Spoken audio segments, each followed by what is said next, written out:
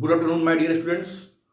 Yesterday, I have explained all the circumstances under which regulating act had to be brought in India.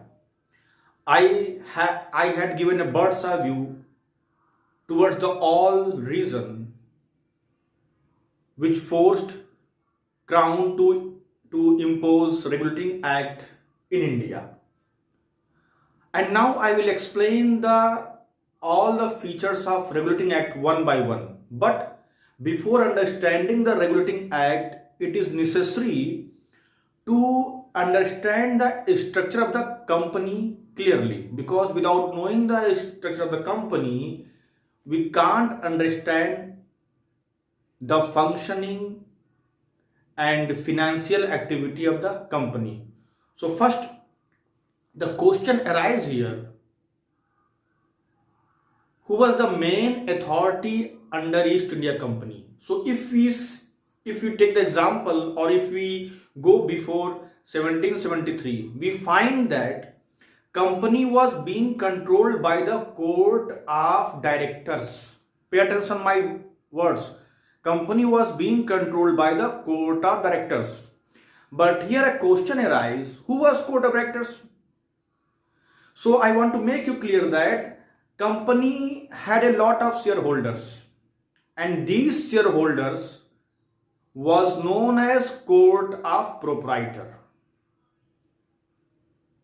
Pay attention. This shareholder was known as court of proprietors, and these court of proprietors had appointed or elected the court of directors, and court of directors were main responsible authority to manage the company. So here there is a thin line between court of directors and court of proprietor. Court of proprietor was not a decision making authority, they were the shareholders, and these shareholders or court of proprietor had appointed or elected court of directors, and these court of directors were the main or prominent managing authority of the company, under which direction company was running in India. Here there is a chart before you. First, see the chart. There is a court of proprietor, and below the court of proprietor there is a court of directors, and below the court of directors there is a governors. So before 1773, company has a three main presidency: Madras, Bengal and Bombay.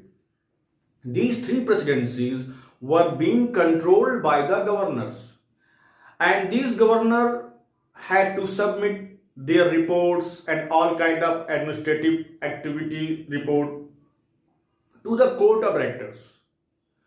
It means court of directors were above the governors of the three presidencies.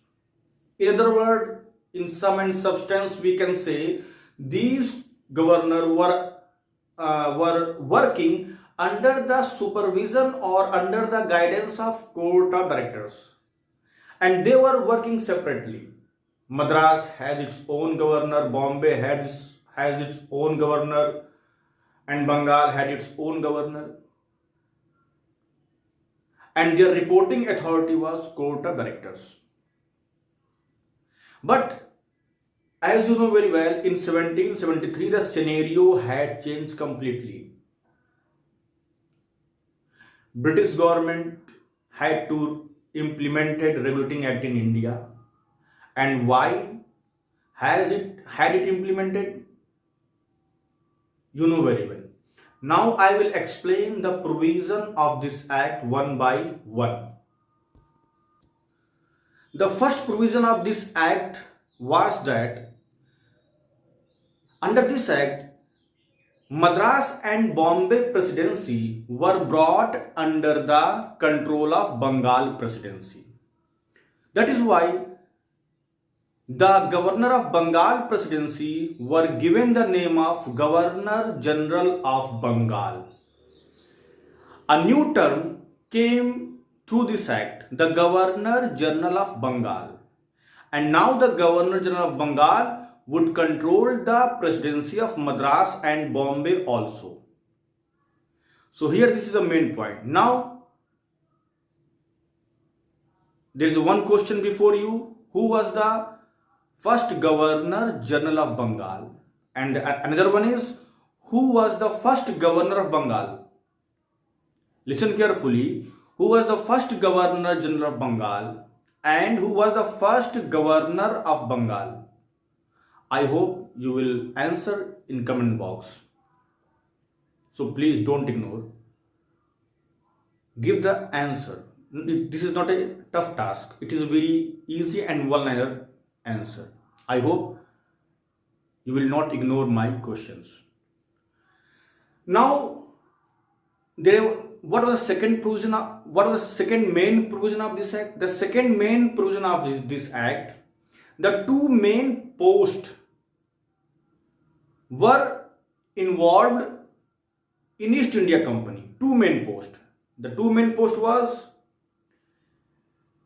Chancellor of Exchequer, Chancellor of Exchequer, and Secretary of State. They were the main reporting authority above the Court of Directors. Because as you know, before the 1773, Court of Directors was the main reporting authority. All the governors were submitting their report to the Court of Directors. But after this act, through this act, two new prominent posts were involved in East India Company. That was Chancellor of Exchequer and Secretary of State. Now, the Court of Directors would also report to Chancellor of Exchequer and the Secretary of State. Court of Directors will report all the revenue and financial matter to the Chancellor of Exchequer and all the political matters to the Secretary of State. It means now the Chancellor of Exchequer and Secretary of State would be higher authority that would consider the all report given by the Court of Directors. Now this is the main point. Another main point. And the third main point is that there was a provision to establish a Supreme Court in India, especially in Kolkata. That was established in 1774. This is the third main important point. So now we can say that this act created the concept of Supreme Court. But here the question arises, what was the jurisdiction of Supreme Court? But I want to make you clear that the jurisdiction of Supreme Court had not been given in the Regulating Act. It was made to handle the company affairs, not to handle the whole Indian native people. That is why the jurisdiction of the Supreme Court in 1774 had not been cleared in Regulating Act.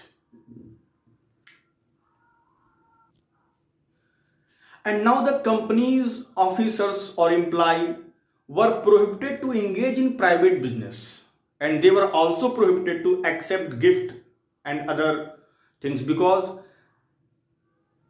before 1773, what was the corruption arised within the East India Company? It was the bribery.